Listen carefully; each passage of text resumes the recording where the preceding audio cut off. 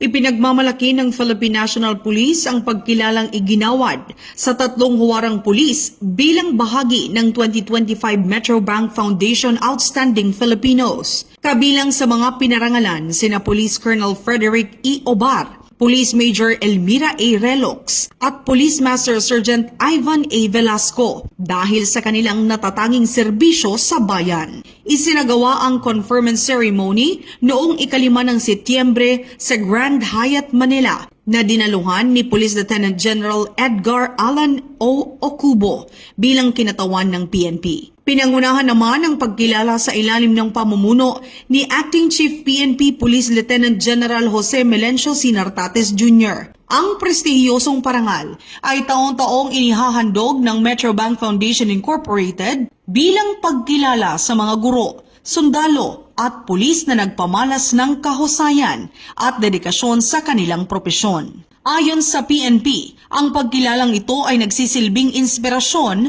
sa buong hanay upang ipagpatuloy ang serbisyo publikong may puso, integridad at disiplina.